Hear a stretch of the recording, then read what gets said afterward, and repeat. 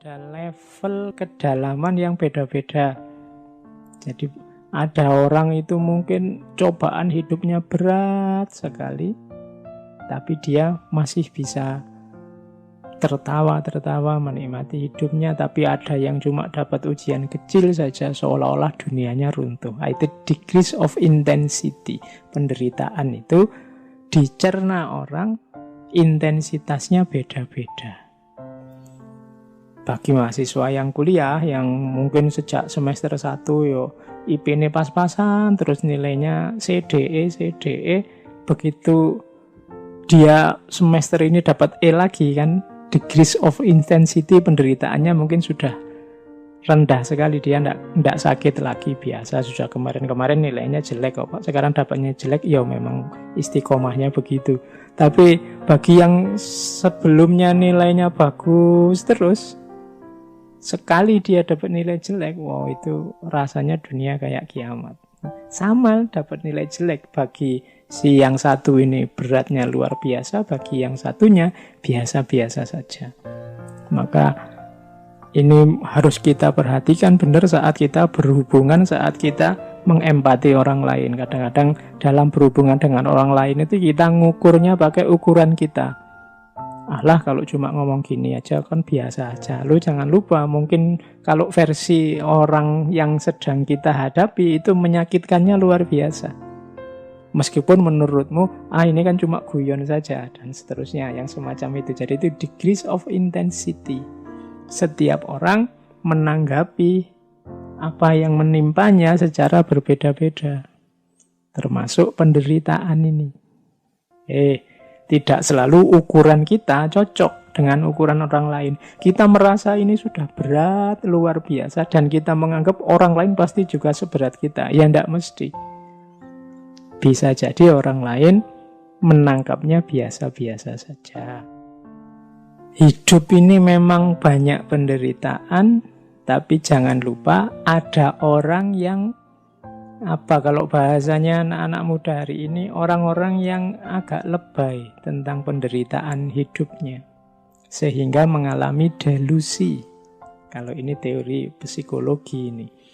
Jadi di dunia psikologi dikenal ada orang-orang yang mispersepsi tentang penderitaan hidupnya.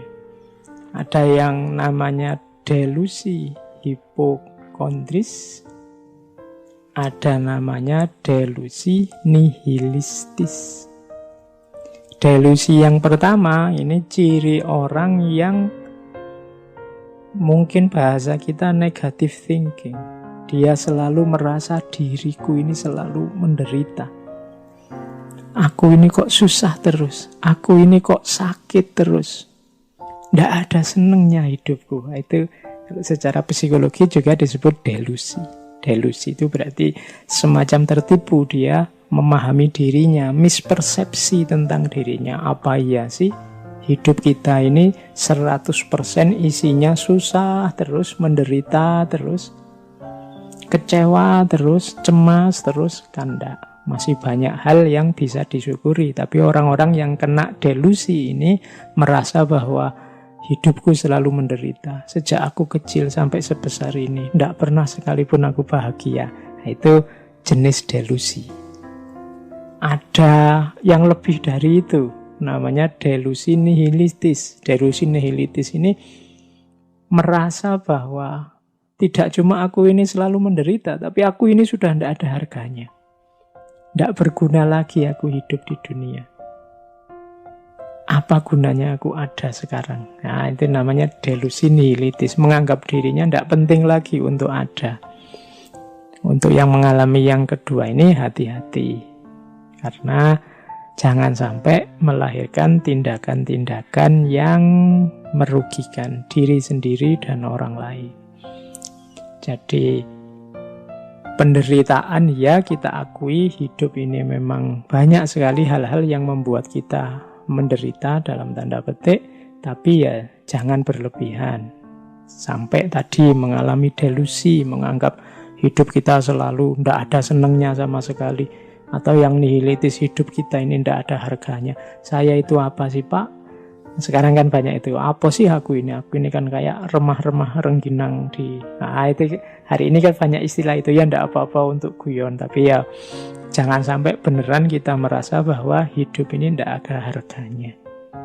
Allah mengizinkan kita, menakdirkan kita bisa hidup, eksis hari ini di muka bumi, pasti ada tujuan, ada nilai, ada harganya. Ndak ada orang yang sama sekali tidak ada harganya. Mungkin kita menyebut ada lupa orang-orang yang jadi sampah masyarakat. Ya, itu hanya salah kelola saja, baik dirinya maupun masyarakatnya, sehingga akhirnya dia tercampak, kita sebut sampah masyarakat. Itu pun ada harganya. Kapan-kapan kita membahas itu, tentang dunia sosial orang-orang yang dianggap tidak berharga. Tapi jangan sampai kita merasa diri kita sendiri sama sekali tidak ada harganya. Berarti kita mengalami delusi nihilitis. Kadang-kadang ini nanti membawa orang jadi seperti saya sebut di minggu lalu, orang yang depresi terus mengakhiri hidupnya sendiri. Nah, jadi kalau Nietzsche malah perjuangkan, wujudkan. Kalau di Schopenhauer, kontrol dan batasi. Bedanya itu. Ada lagi, belum lama kita membahas Albert Camus tentang penderitaan. Kalau di Camus kemarin kan penderitaan itu, kenapa hidup ini menderita? Karena hidup ini absurd. Apa yang dimaksud absurd dalam hidup ini? Hidup ini isinya penuh kontradiksi, ketidakjelasan. Kita seperti Sisyphus. Dulu kita ceritakan ya bagaimana Sisyphus ini oleh dewa dihukum untuk menggelindingkan batu dari bawah gunung ke atas. Kalau sudah sampai di atas, dilepaskan lagi, menggelinding ke bawah, dia disuruh ngambil lagi, didorong lagi ke atas, sampai atas, dilepaskan, digelindingkan ke bawah, terus dia ke bawah lagi, dibawa lagi ke atas, terus digelindingkan ke bawah, terus begitu, tidak ada akhirnya. Hidup kita, katanya, kamu seperti ini. Tidak jelas. Jadi, apa, di mana awal, di mana akhir, apa target, apa tujuan, apa yang kita lakukan, ini sering tidak sinkron.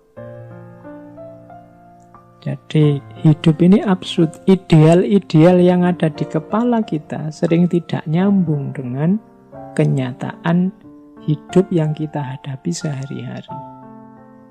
Itu pun kita tetap merasa bahwa ideal-ideal kita itu luar biasa. Atau sebaliknya, kita tetap merasa yang kita lakukan itu cocok dan sesuai dengan ideal-ideal kita. Itu namanya absurd. Tapi katanya kamu, iya sih hidup ini memang begitu. Semua orang juga begitu. Tidak ada hidup yang tidak absurd. Jalan satu-satunya apa? Ya nikmati saja hidup yang absurd ini. Kalau ada masalah, dicari jalan keluarnya. Jalan keluarnya kok absurd, ya enggak apa-apa. Kita nikmati saja. Memang hidup ini cirinya absurd. Itu Albert Camus. Sama seperti tadi, Sisyphus tadi. Sampai kiamat harus mendorong batu ke atas, terus menggelindingkan ke bawah, terus didorong lagi ke atas, digelindingkan ke bawah. Tapi dalam ceritanya Sisyphus ini gembira. Kalau kita kan stres itu, disuruh dorong batu dari bawah ke atas, kurang kerjaan. Tapi sebenarnya kita dalam banyak aktivitas juga kayak Sisyphus ini, kurang kerjaan. Jadi banyak hal-hal tidak penting, banyak hal sepele terus jadi sepele besar, luar biasa.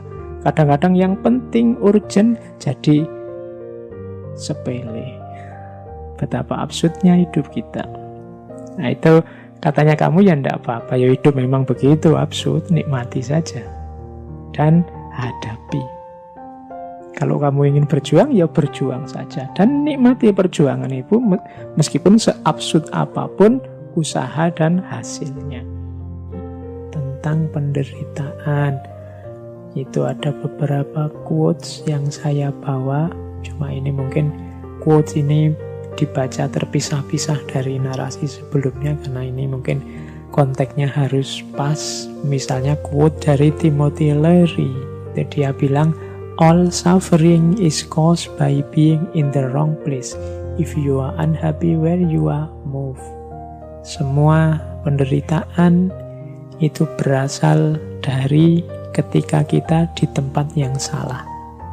Maka saat engkau tidak bahagia di tempatmu, ya bergeraklah, move on lah. Nah, itu maksudnya. Jadi ya penderitaan itu berarti kita salah ruang, salah waktu, salah posisi, salah porsi, salah situasi. Untuk mengatasinya apa? Move on. Jadi pindahlah, bergeraklah. Jangan di situ terus, ganti situasi. Karena engkau sedang salah situasi. Ayo gunakan quote ini sesuai ruang dan waktunya. Karena kadang-kadang memang yang membuat kita menderita itu kita salah posisi, salah porsi, salah menempatkan diri, dan seterusnya. Berarti jalan keluarnya ya move on, pindahlah, jangan di situ. Atau jangan begitu lagi, jangan melakukan itu lagi, dan seterusnya. Ada juga ini dari seorang novelis, filosof eksistensialis yang punya quote tentang penderitaan. Pain and suffering are always inevitable for a large intelligence and a deep heart. The really great man must, I think, have great sadness on earth. Fyodor Dostoyevsky. Katanya Dostoyevsky, rasa sakit dan penderitaan itu selalu tidak terhindarkan bagi orang-orang yang akalnya besar dan hatinya dalam. Orang-orang besar menurutku pasti mengalami kesedihan yang juga besar, penderitaan yang juga besar. Katanya Dostoyevsky, tidak perlu galau dengan besarnya penderitaan yang engkau alami, karena biasanya semakin besar penderitaan menunjukkan semakin bernilai, semakin berharga, semakin besar orangnya.